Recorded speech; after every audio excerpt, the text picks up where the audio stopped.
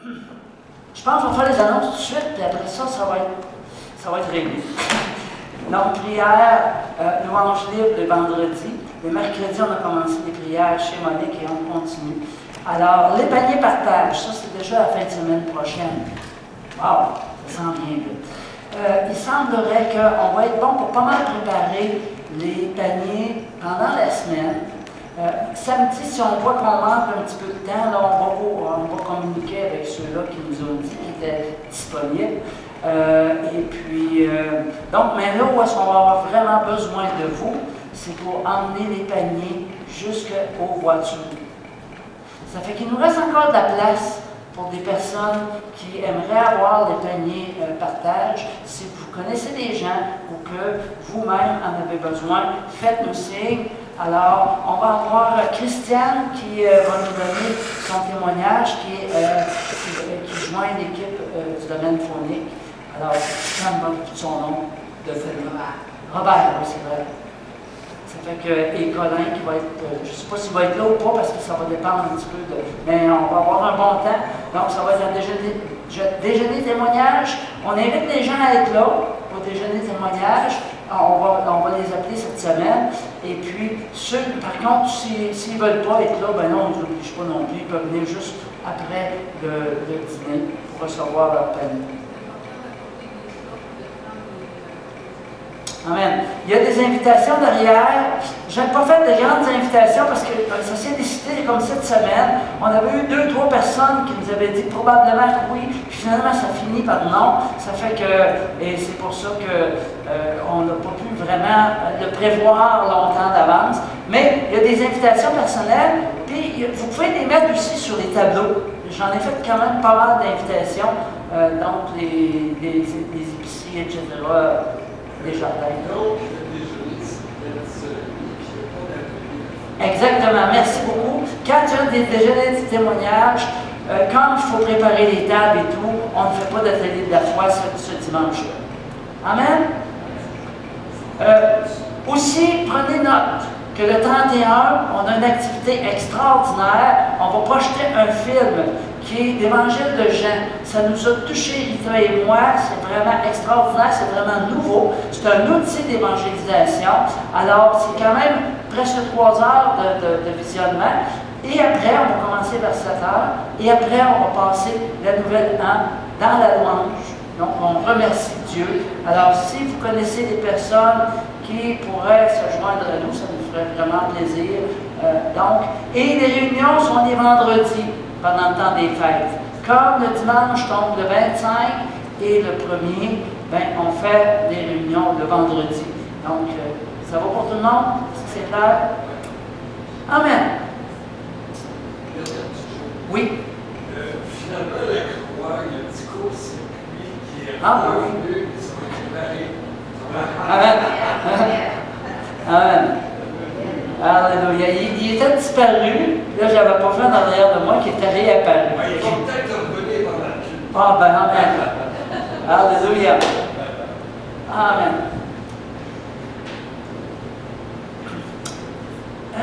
J'aimerais qu'on imagine quelque chose. Je parlais avec l'évangéliste Mario Massica. Puis, dans ses enseignements, il dit souvent aussi que le réveil va venir d'un coup. Puis ça va être un réveil qui va se réaliser alors qu'on n'aura pas semé. Ça va être des gens qui vont arriver comme ça, puis on dit, voyons donc comment ça, puis on su qu'il y avait une réunion ici. Fait que moi j'imagine, on peut se permettre d'imaginer, ça va nous aider à peut-être commencer à prier et aussi à se préparer. Imaginons que, parce qu'après les fêtes, on a vraiment à cœur de reprendre les cellules maison. C'est ça qu'on a vraiment à cœur pour décentrer. Bon, admettons qu'on continue ici, avec le petit nombre qu'on est. Des fois, c'est un peu décourageant. On se dit, ben voyons donc, on n'est pas nombreux le matin. Et ça va déjà brasser. Je ne dis pas que ça ne m'arrive pas, mais il faut que je lève la tête dans le Seigneur. Et là, je vois la multitude d'anges. Amen. Là, je peux me réconcilier. Hein? Amen. Ça fait qu'il ne faut pas regarder à ça. Mais ce que lui, il dit, Mario, il ne dit pas tellement de nombre. Puis la grosseur de l'Église qui compte, le milieu, ce qu'ils sont. Il dit qu'il va y avoir des réveils, des lieux de réveil, des endroits de réveil. Puis il dit ça va faire pouf! Fait qu'imaginons qu'on a des cellules à Saint-Anselme, à Lévis, à Saint-Georges, à Saint-Damien, à Lac-Etchemin, puis que, dans le fond, les gens, dans chacune de ces cellules-là, ça fait pouf! C'est ce que Mario, lui, croit. Je crois aussi que c'est ça que ça va faire. Fait qu'un bon dimanche, là, ça va se faire aussi vite que ça. Hop, on va manquer de chaises. Toutes les chaises vont être dépilées, on va manquer de chaises, et ça va se faire comme aussi vite que ça. Fait qu'en quelque part, il faut être prêt. Et puis, ce que Mario dit aussi, ça va être des églises qui vont être sorties de la religiosité, qui vont avoir une liberté. C'est ces églises-là qui vont vivre, qui vont accueillir ce réveil-là. Et que je peux pas voir. OK. Fait que ce matin, on va voir la gloire à venir.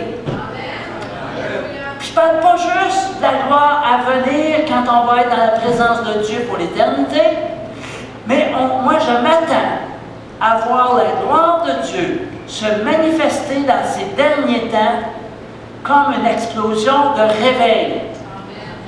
Amen. Et ça me plaît particulièrement. Oups, on a mis les champs là. C'est bon, on va juste aller un peu plus loin. Donc, la gloire à venir ce matin, c'est de ça qu'on parle. Vous allez voir, c'est pas très très long, mais j'aimerais ça qu'on lise la parole dans Romains 8, les versets 18 à 30. J'ai pris dans un premier temps Louis II comme traduction, mais je vais utiliser aussi Parole de vie à l'occasion dans ce passage-là. Et justement, ce passage-là nous parle de la gloire à venir. C'est vraiment le passage qu'il faut s'arrêter, sur lequel on va s'arrêter si on veut voir qu'est-ce qui va se passer. Amen. Ça dit, j'estime que les souffrances du temps présent ne saurait être comparé à la gloire à venir qui sera révélée pour nous. Tu sais, des fois, là, ce matin, on a parlé d'apitoiement. Hein? Les souffrances, on vit toutes les souffrances. Puis on peut facilement tomber dans l'apitoiement. Et l'apitoiement, ça fait comme ça. Mais quand on fait confiance à Dieu, on fait comme ça. Ce qui est un peu différent, n'est-ce pas? Amen. Aussi, la création attend-elle avec un ardent désir la révélation des fils de Dieu? Je dirais des fils et des filles et des fils. Car la création a été soumise à la vanité, non de son gré, mais à cause de celui qui l'y a soumise, avec l'espérance qu'elle aussi sera affranchie de la servitude de la corruption, pour avoir part à la liberté de la gloire des enfants de Dieu. Ici, on parle de liberté, je vous ferai remarquer. Puis on parle de la gloire des enfants de Dieu. On ne parle pas de la gloire de Dieu ici, on parle de la gloire des enfants de Dieu. Amen? Est-ce que vous me suivez? Peut-être, des fois, on lit et on ne réalise pas ce qu'on est en train de lire. Mais il y a une gloire pour chacun de nous. Pour au moins deux personnes. Mais c'est vrai. Amen. Moi, ça m'excite, ça. Or, nous savons que jusqu'à ce jour, la création toute entière soupire et souffre les douleurs de l'enfantement. On va en parler un petit peu plus loin. Là, je ne vais pas donner ma prêche. Je veux juste qu'on lise le passage. Et on continue. Et ce n'est pas elle seulement, mais nous aussi, qui avons les prémices de l'Esprit. Nous aussi, nous soupirons en nous-mêmes en attendant l'adoption, la rédemption de notre corps. Des fois, là, oui, on soupire. Mais dans notre soupir, j'espère qu'il y a de la prière. Amen. Car car c'est en espérance que nous sommes sauvés. Or, l'espérance qu'on voit n'est plus l'espérance. Ce qu'on voit, peut-on l'espérer encore? Mais si nous espérons ce que nous ne voyons pas, nous l'attendons avec persévérance. De même aussi, l'Esprit nous aide dans notre faiblesse, car nous ne savons pas ce qu'il nous convient de demander dans nos prières. Mais l'Esprit lui-même intercède par des soupirs inexprimables. C'est une manière de vivre nos soupirs inexprimables. Et celui qui sonde les cœurs connaît quelle est la pensée de l'Esprit, parce que c'est selon Dieu qu'il intercède en faveur des saints. Verset 28. C'est long ce matin la lecture, mais c'est riche. Nous savons du reste que toute chose concourt au bien de ceux qui aiment Dieu, de ceux qui sont appelés selon son dessein. Car ceux qu'il a connus d'avance, il les a aussi prédestinés à être semblables à l'image de son Fils, afin que son Fils fût le premier-né d'entre plusieurs frères. Et ceux qu'il a prédestinés, il les a aussi appelés. Et ceux qu'il a appelés, il les a aussi justifiés. Et ceux qu'il a justifiés, il les a aussi glorifiés. Amen. Un tout petit tas de partage. Est-ce que ça vous est déjà arrivé que Dieu prend une situation qui ne semble pas bonne et qu'il la transforme en quelque chose de glorieux?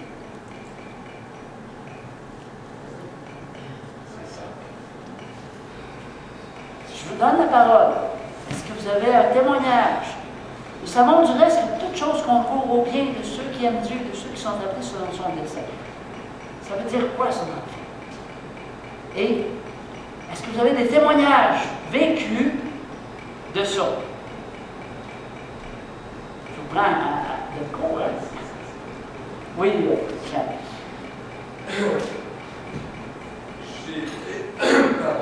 J'étais jeune chrétien, puis dans l'Ouest canadien, où j'étais à la recherche de la vie, de moi-même et de Dieu, j'avais créé des liens avec des jeunes Québécois là-bas. Puis un, il dit, moi, il dit, je suis sûr que Dieu est aux Indes, je vais y aller. Fait que je dis, je respecte ton choix, je ne suis pas sûr que Dieu vraiment est là. Je l'ai revu 2 ans après. Puis là, j'ai dit, Dieu, je l'ai trouvé. Je sais qui il est. Il dit, moi, je suis pas allé aux Indes. Il dit, quoi? Même pas allé aux Indes, puis tu l'as trouvé. Mais je dis, oui, je l'ai trouvé en la personne de Jésus. Fait que là, son visage a fait, embrasé. J'y crois pas. Fait que là, on est allé manger ensemble d'un restaurant au commensal. Puis là, je lui disais, ouais, dis-moi, les chrétiens, c'est comme des tapis. L'humilité, ils sont plats, tout ça. Et c'est parce que t'as compris la Bible. Là, je lui ai dit, en pleine face, j'ai dit, l'amour chrétien, c'est d'élever l'autre, puis lui, il fait la même chose par l'amour que Dieu place en nous. Amen. Puis à ce moment-là, on grandit tous les deux dans notre affection l'un pour l'autre et notre affection pour Dieu. Là, il m'a regardé, tu l'as. Là, il y a un non-chrétien à côté de notre table. Il est venu me voir, il m'a regardé dans les yeux, il dit, je te remercie de définir c'est quoi l'amour. Ça fait 20 ans que je cherche ça. Wow. Puis là, ben, c'est écrit dans la Bible, mon cher. Fait que Dieu s'est servi d'un non-chrétien pour trouver cette iniquité. Amen. Amen. Amen. Alléluia. Un autre témoignage? Oui. Moi, je dirais que c'est difficile de dire ça comme ça parce que des fois, Dieu se sert de la frère de notre enfance, qui nous ont forgé le caractère d'une certaine façon. C'est vraiment sur le long terme qu'on découvre que Dieu se sert des choses qu'on pouvait qui n'étaient pas Amen. C'est difficile de résumer. Oui. Au fait, chacun de nous, Dieu nous a créés pour une raison. Okay? Une ou plusieurs raisons, en tout cas. Entre autres, il nous a créés, et puis je dirais qu'on a à vivre certaines choses, et certaines choses qui peuvent être négatives, et Dieu va prendre ça, si on est ouvert à la guérison, puis à ce que Dieu va faire dans notre vie, il va tourner ça, et là maintenant, il va, dans le fond, à travers nous, aider les personnes qui vivent la même chose. Hein? C'est ça, hein? C'est ce que tu disais. Et ça, c'est incroyable. Ça, là, chacun de nous, on ne court pas après le problème. Mais quand nous avons la bonne attitude devant Dieu, qu'on fait confiance à Dieu, Dieu va prendre la situation, va la tourner pour sa gloire. Amen. Puis nous autres, on ne manquera de rien là-dedans. Amen. Ça, c'est un élément bien important. Je pense que je suis obligé encore de faire mon témoignage que j'ai fait tantôt aux ateliers de la foi. Cette semaine, j'étais dans une exposition agricole pendant 4 jours. J'arrive à l'exposition mardi matin avec mon stock, j'avais une grosse boîte, toutes sortes de choses. J'arrive au kiosque où est-ce qu'on m'avait demandé d'être là. Puis le propriétaire n'était pas là, c'était un de ses employés. Ah, j'arrive à dire, tu ne sors aucune des brochures, mais avec ton nom dessus. C'était toutes les brochures de la compagnie qui étaient là. Oui, mais je dis, m'emplis directement à la compagnie. Comment je vais savoir que c'est mes clients? Ah, elle dit ça. Ah. Fait que là, tu cours, j'ai envie de t'ostiner. Mais là, j'ai dit, bon, Seigneur, peut-être que tu as quelque chose de mieux. Fait que, bon, je suis parti avec. Puis là, je venais de placer mes boîtes dans le kiosque. Elle me dit, non, pas de place. Pas de place, pas de place, pas en tout. OK, c'est bon. Je fais le tour du kiosque. Je reviens au point de départ pour me rendre compte que 2 kiosques plus loin, il y avait une autre compagnie que je représente. Je ne savais même pas qui était pour être là. Puis là, ben, il m'accueille, hey, salut Jean-Yves. Puis là, je dis, est-ce que je pourrais, tu sais, j'irais dans les 2 kiosques, dans le fond, c'est presque voisin. Mais je dis, est-ce que je peux mettre mes affaires ici? Ah oui, il y a de la place en masse. J'ai dit, si c'est ma clientèle, est-ce que je peux présenter mes brochures? Ah oui, il n'y a pas de problème. Puis Dieu m'avait, en tout cas, je pense, inspiré de préparer des kits complets. Des kits pour les serres, des kits pour les petits fruits, des kits pour ci, pour ça. J'étais déjà prêt. Mais finalement, j'ai eu beaucoup plus de clients potentiels en contact pendant ces 4 jours-là que si j'avais été rien qu'avec la première. Amen. Et voilà. Dieu est grand. Amen. Donc, attendons-nous avec la bonne attitude, peu importe la situation, que Dieu switch ça à sa gloire. Puis, je dirais, là, je ne veux pas dire, mais aussi, ça va nous aider, nous. Et je dirais même à notre gloire, à la gloire des enfants de Dieu. Amen. Parce que lui, il a vu ça aller, là. Le propriétaire est arrivé l'autre journée d'après, puis il a vu comment que les gens venaient vers moi, là, beaucoup, puis comment il allait à l'autre compagnie, tu sais. Il a dû se poser des questions. Tu sais. On ne veut pas se donner de la gloire à nous-mêmes. C'est Dieu qui nous la donne. À ce moment-là, on peut l'accepter, quand ça vient de Dieu. Amen? Alléluia. C'est quoi ça, la gloire? Ça, Monique, elle dit, moi, j'aime bien les définitions, mais moi, je n'aime pas ça non plus de temps en temps. Au fait, la gloire, c'est l'importance et la puissance de quelqu'un. La gloire de Dieu montre qui il est. C'est avant tout sa présence qui agit avec force et qui est capable de donner la vie. La gloire de Dieu apparaît de façon particulière dans la vie de Jésus. Amen. Chacun de nous pouvons participer à cette gloire en étant transformés par Dieu. Et là, les gens vont voir la gloire de Dieu en nous. On va refléter la gloire de Dieu. Amen. C'est ce que chacun de vous est appelé à faire. Tu peux dire à ton voisin, reflète la gloire de Dieu. Amen.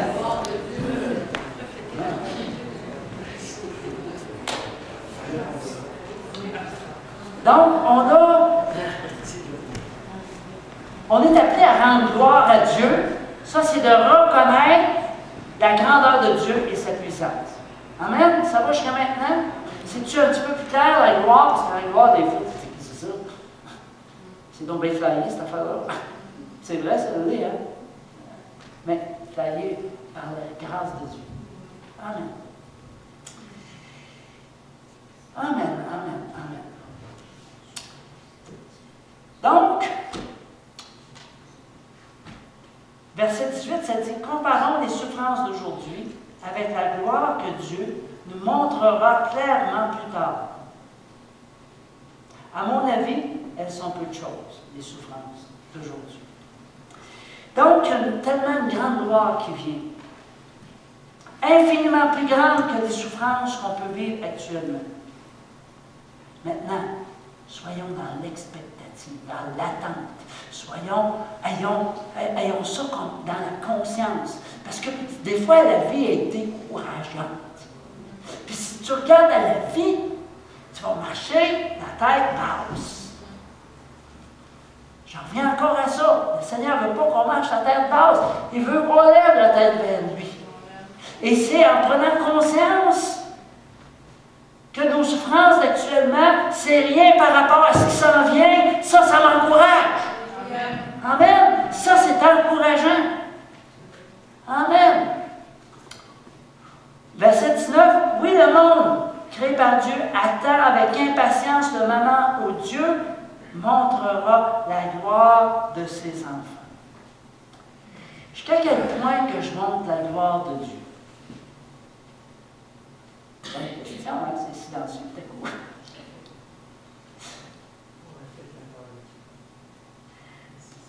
Aussi, la création attend-elle avec un ardent désir la révélation des fils de Dieu. Moi, je pense que Dieu attend de revenir, que chacun de nous montrions sa gloire.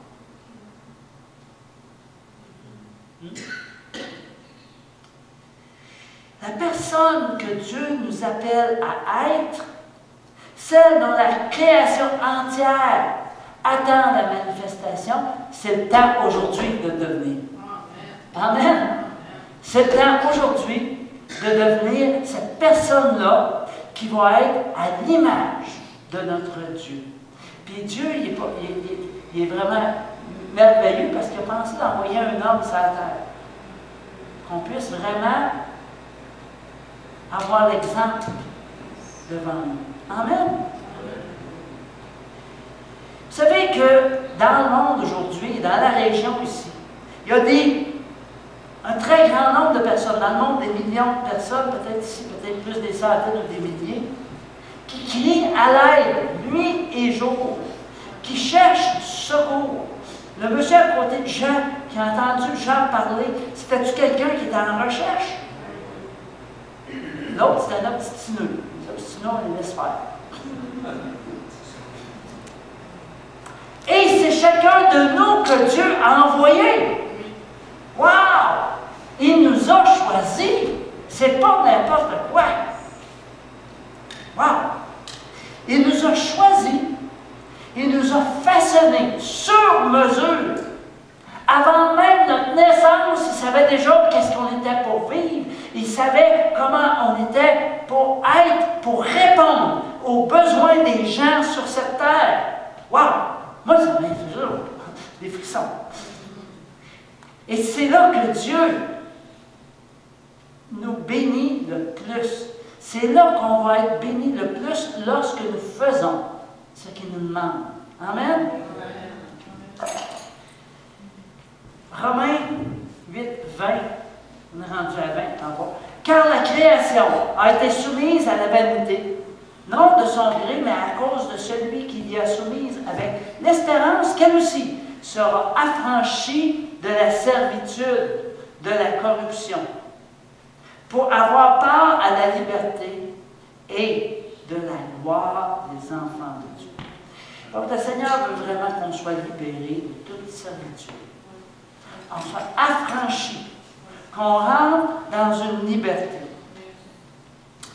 Vous savez que, bon, on va aller lire 21 aussi. Ah, ben, je ne l'ai pas mis, c'est pas grave.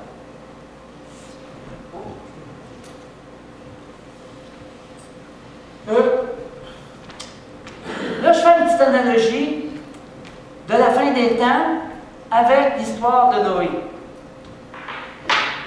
Parce que la fin des temps, là, il faut quand même en parler. Amen. Et la fin des temps va ressembler à l'époque de Noé. Bien sûr, par la grande perversité qu'il y avait sur la terre, mais pas juste pour ça. Écoutez bien maintenant l'autre point que je vous amène. Je vais vous dire que j'ai été inspiré par Mario sur ce petit bout-là. Mais ça réfère aussi aux flots qui ont recouvert la terre. Les eaux provenaient d'en haut, mais aussi des sources du grand abîme.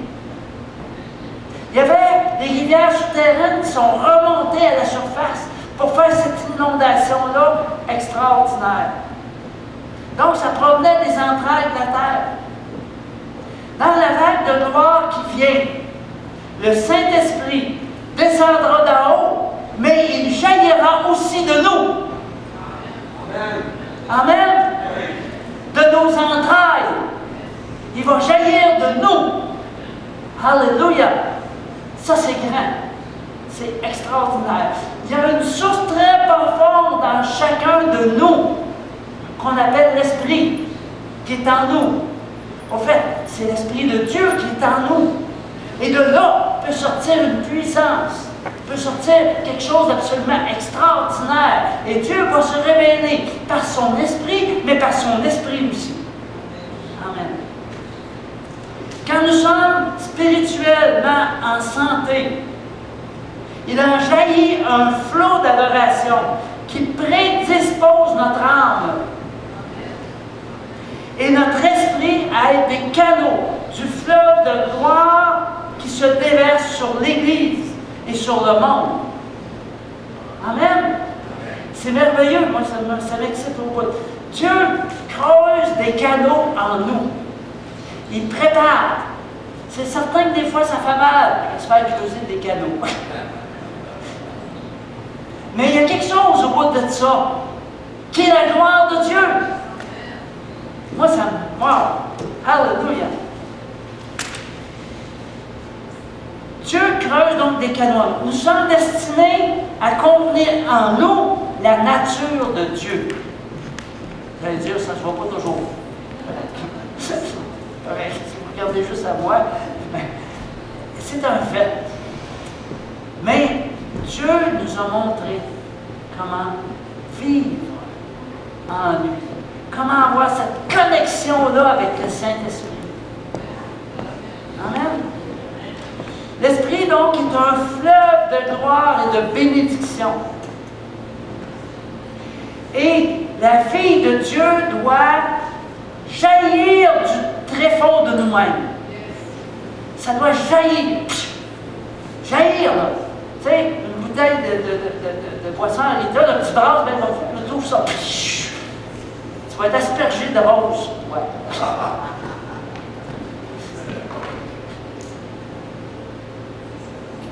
Donc, à ce moment-là, quand on laisse vraiment l'Esprit de Dieu agir en nous, on perd conscience de nous-mêmes.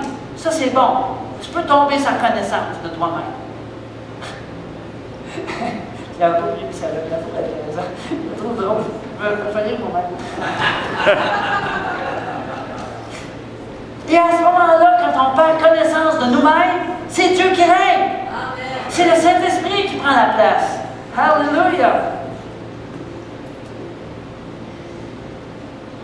Imaginons que de chacun de nous ce matin, jaillit ce fleuve. Fleuve, fleuve, fleuve, fleuve, fleuve, fleuve, fleuve, fleuve, fleuve, fleuve, fleuve, fleuve, fleuve, fleuve, fleuve. Tu peux-tu, écoute, il donne un océan de la présence de Dieu ici. Ça, on appelle ça l'onction collective. Mais si tu attends dimanche matin pour avoir cette onction collective-là, j'ai une mauvaise nouvelle pour toi. Si tout le monde a fait toute la même affaire, puis qu'on arrive le dimanche matin, ça va être...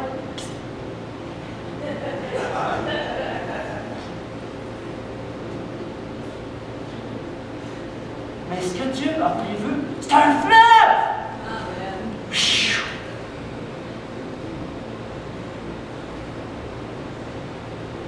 Dieu te dit, j'ai un fleuve de gloire et je veux qu'il coule à travers toi.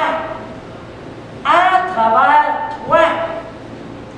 Et ce fleuve coulera sur la région et sur toute la terre. Il apportera le salut, la délivrance et une gloire impérissable.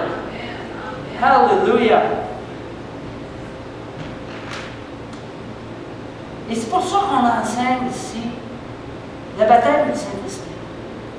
C'est pour ça que c'est important de chercher, d'aspirer au baptême du Saint-Esprit, d'avoir soif de ça. Parce que c'est un don que Dieu nous fait à chacun de nous. Alors, on reçoit cette source-là à travers le baptême du Saint-Esprit. Peut-être à travers d'autres choses aussi. Je ne suis pas en train de juger ceux qui ne le reçoivent pas, mais c'est un don. Dieu nous donne ça. Prenons-le. Pas quand quelqu'un me donne un cadeau. Mais il doit réagir plus que moi dans un cadeau. Mais si vous voulez voir vraiment une belle réaction, vous me donner un cadeau à Victor.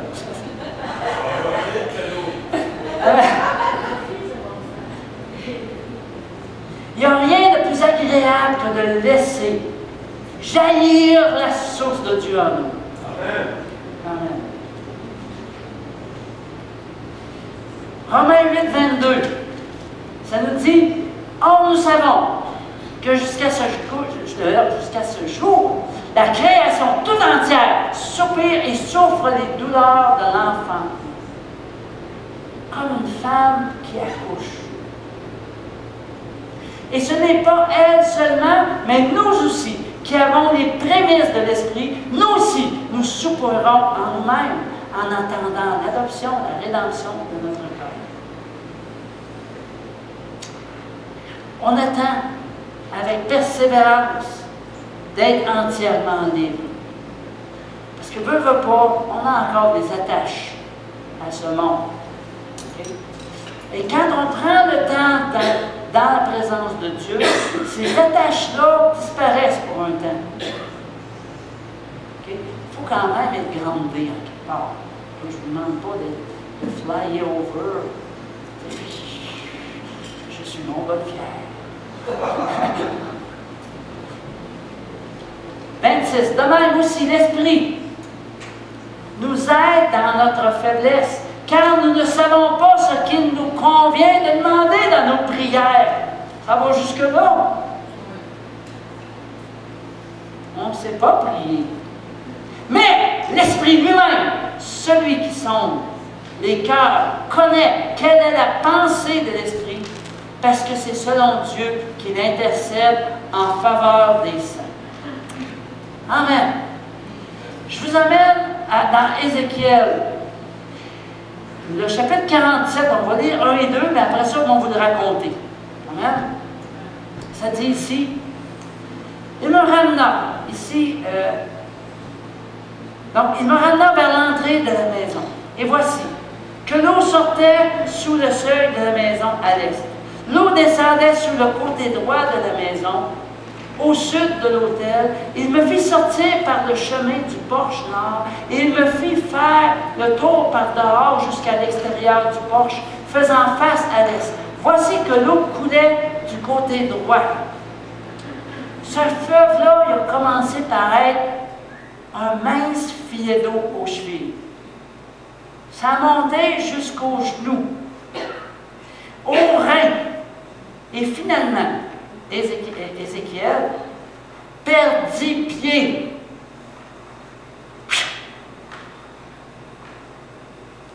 Cela représente le temps où la gloire sera totalement déployée, car nous ne pouvons en bénéficier que si nous sommes prêts à renoncer au contrôle et à notre raisonnement intellectuel. C'est bien de valeur, là, notre raisonnement intellectuel nous reste attaché aux choses de ce monde. Les choses de Dieu sont souvent à l'opposé de notre raisonnement intellectuel. Je ne demande pas de plus jamais réfléchir. C'est ça que je vous dis. OK. Mais, il y a des fois où est-ce que, moi, quand je suis arrivé au kiosque, là, intellectuellement, je me disais, je me fais avoir. On va le dire de même. Hein? Mais spirituellement, j'ai senti que Dieu avait quelque chose de mieux. J'aurais pu réagir tout de suite. Mais le Seigneur m'a tellement préparé à ça que j'ai bien réagi dans ce cas-là. Peut-être que je ne réagis pas toujours de la bonne manière en passant. Mais, voyez-vous que le raisonnement intellectuel nous grande de façon à ce qu'on reste à terre, dans la poussière. Mais Dieu, lui, a quelque chose de...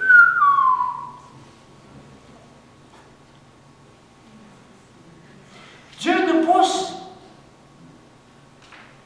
Au fait, dès que nos pieds touchent à terre, on a le contrôle.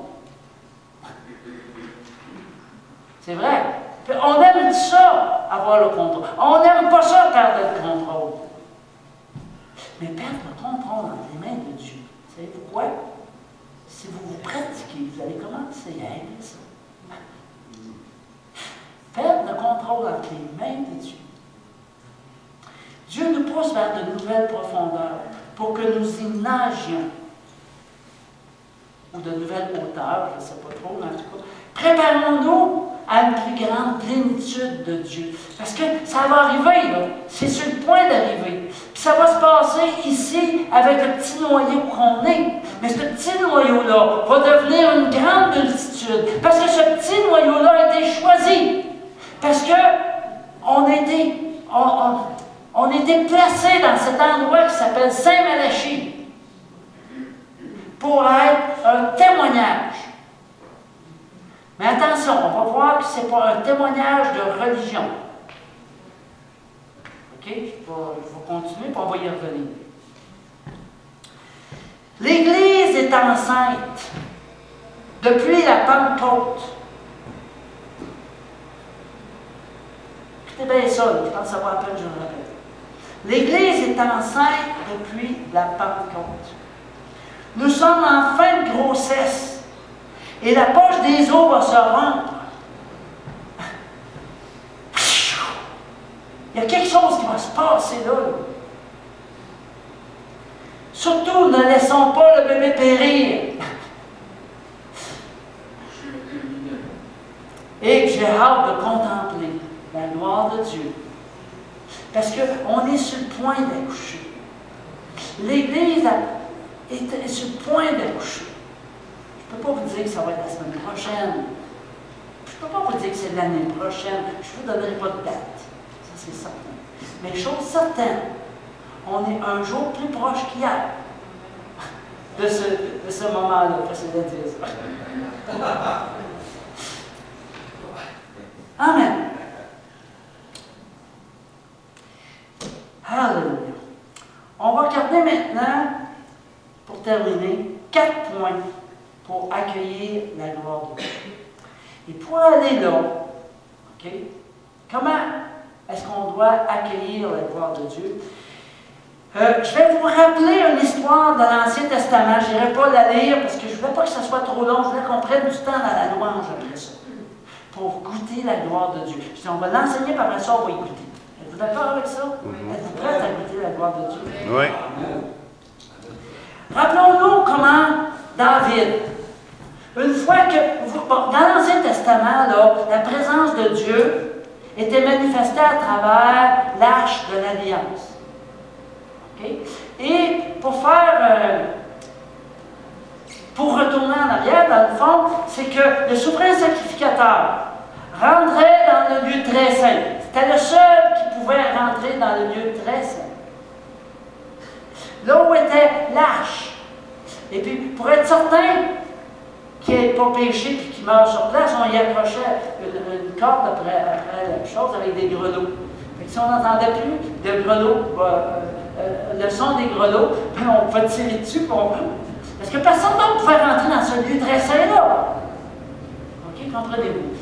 Ça fait qu'avec le temps, le peuple de Dieu avait perdu l'âge de l'alliance aux mains des Philistins. Et ça s'est retrouvé chez les Philistins. Pour faire une histoire, je ne vous raconte pas toute l'histoire, là. Les Philistins, eux autres, étaient vraiment mal pris avec cette boîte-là. Ça n'allait pas bien des affaires. Ils avaient mis ça devant le dieu Dagon. Le dieu Dagon, il avait une fois tombé en pleine face. Le lendemain, il avait replacé. Il avait tombé là la tête, les deux bras avaient cassé. Ça allait vraiment pas bien. Ils ont dit, ben écoute, ben là, c'est quoi cette histoire-là? Nous autres, on pensait que c'était pour nous être bénéfique, mais c'est pas bénéfique pantoute. Ça fait qu'est-ce qu'ils ont fait? C'est qu'il y avait eu des hémorroïdes, des tumeurs bénignes, en tout cas. Ils avaient fait des petites images de ces tumeurs-là, des hémorroïdes. Puis ils avaient mis ça sur un char neuf, puis ils avaient mis 2 vaches qui étaient en train d'allaiter. Ils ont dit, des vaches qui allaitent, là, qui c'est qui connaît ça un petit peu des vaches qui allaitent? Moi, j'ai grandi sur une ferme. Moi, je sais qu'une vache qui allaite, là, c'est séparé de son veau, là.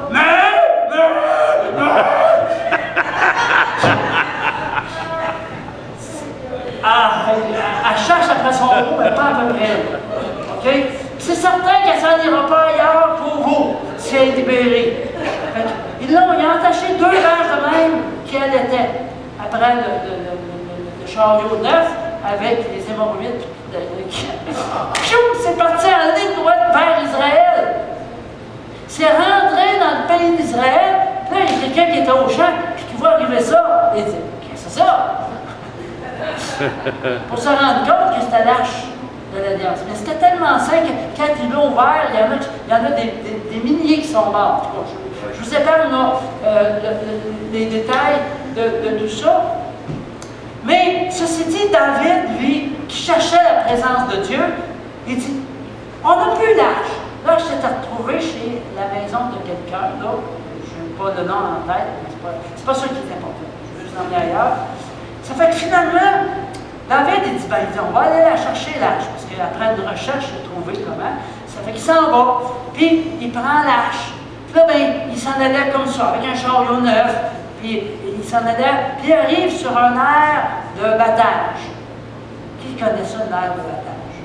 Un air de battage, c'est un endroit où est-ce que les femmes, surtout, battaient le grain pour séparer la balle du grain. Donc, c'était une place plate. Et puis, comme il arrivait sur l'air, le chariot a cogné sur une roche, puis Uza qui était à côté, je pense que c'est Uza qui s'appelle, lui, il a voulu épargner que ça tombe. Ça fait qu'il a touché, mais il est mort sur le coup. Fait que là, David était un peu frustré de ça. Il dit, voyons, qu'est-ce que c'est ça, là? Ça fait que là, il retourne chez eux, puis là, il était un peu frustré, j'imagine, en tout cas. Finalement, il s'est rendu compte que là où était l'arche, parce qu'il avait redonné encore à quelqu'un, cette personne-là était super bénie. Parce que c'était un enfant de Dieu. Tu vois, les Philistins n'étaient pas, mais l'enfant de Dieu était. Ça fait que là, il dit, écoute, il dit, on va le faire comme il faut. Fait qu'il est allé vérifier dans la parole comment est-ce qu'on doit transporter l'arche de l'Alliance. Comprenez-vous? Allez vérifier dans la parole pour la présence de Dieu. Est-ce que vous me suivez, là? Oui. Comprenez-vous un petit peu, là, ce que je m'en vais avec mon histoire, là? OK. Et puis là, ils ont ramené l'arche. L'arche était à Silo au départ. Mais ils ne sont pas retournés à Silo. Ils sont retournés où? Qui est-ce qui sait où est-ce qu'ils sont retournés avec l'arche? Sur la montagne de Sion. Et là, David, Nancy, tu vas aimer ça. David a pris sa liberté dans la danse, comme jamais.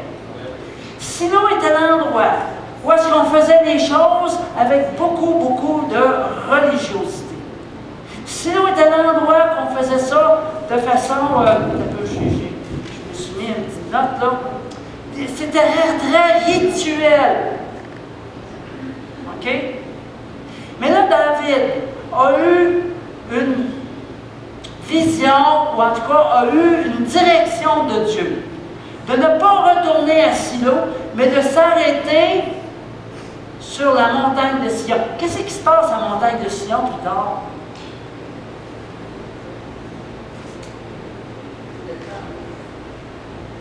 Au fait, la présence de Dieu. Au fait, c'est là que Jésus revient. Festin de l'agneau. Alors là, comprenez-vous la question de comment c'est important de rentrer dans la liberté. C'est qu'ici, il y a eu une brèche prophétique qui a été révélée à David, qui n'est pas retourné à Silo, mais qui est allé à la montagne de Sion et s'est mis à danser devant l'Éternel. D'ailleurs, Michal, elle n'a pas aimé ça. Hein? Ben, finalement, elle n'a jamais eu d'enfant elle-même. Elle n'a jamais porté d'enfant. En tout cas, je ne veux pas rentrer là-dedans. Donc,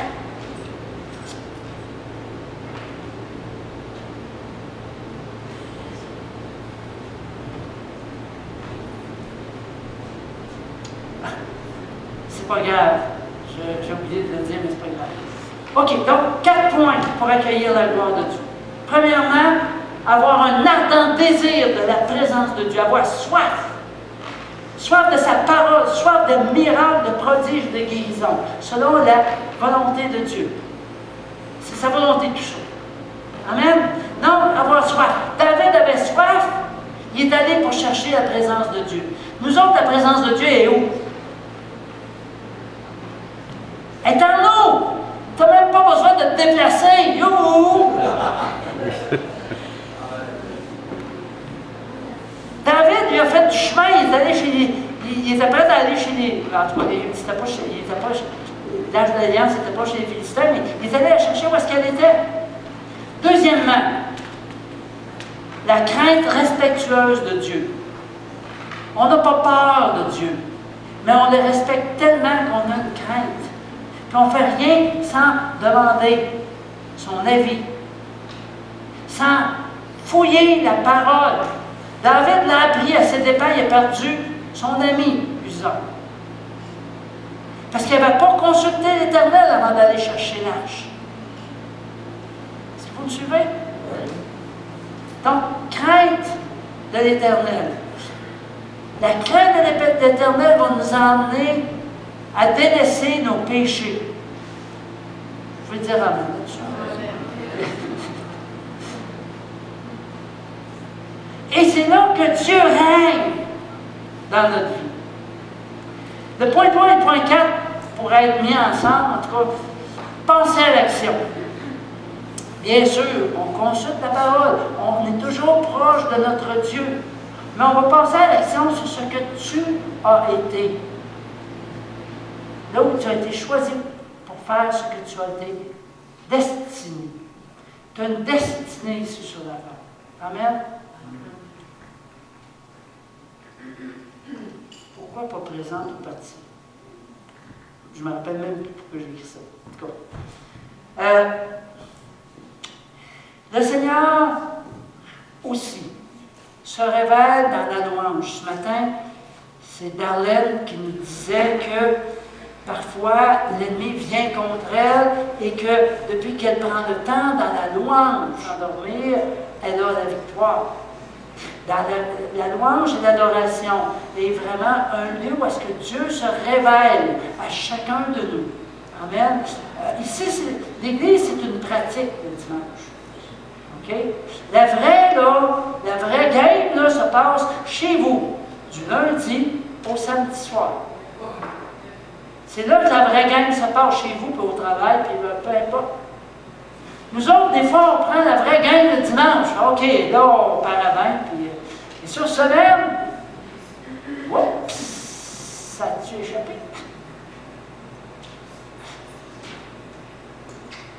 La vraie game, c'est à tous les jours. Amen?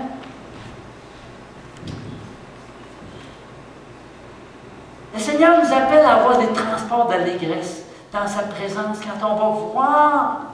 Quand on va voir écoute, David, là, cette révélation-là qu'il a eue d'aller à Sion, c'est pas pour rien qu'il a dansé dans la présence de Dieu, comment il s'est exprimé devant Dieu. C'était beau.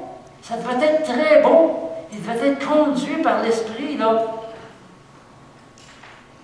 Amen. On m'a déjà enseigné que c'était pas par la volonté de Dieu que David danse. C'est drôle, David, lui, il a eu plein d'enfants.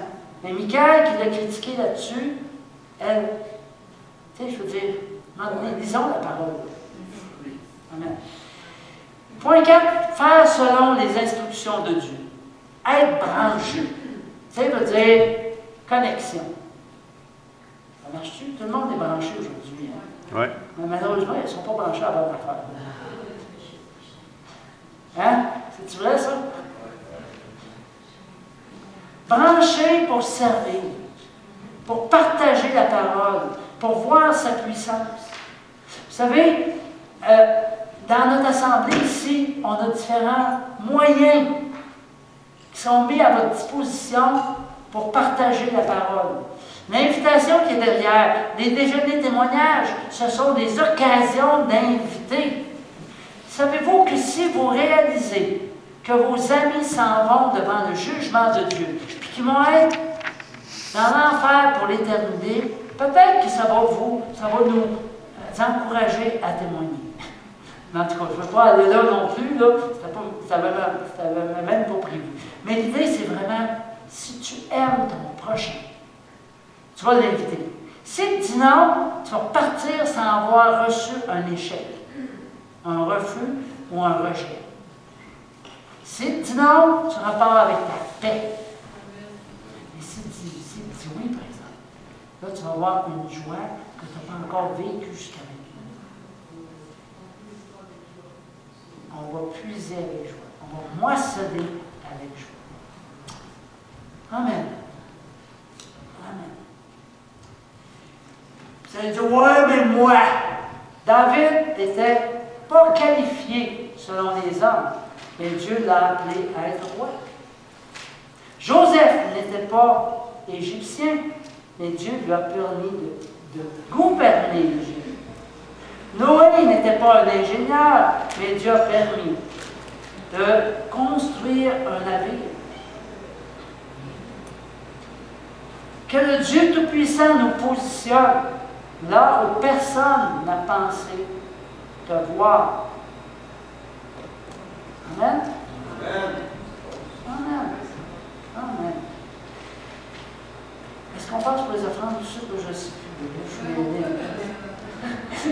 Là, je suis vraiment mêlé.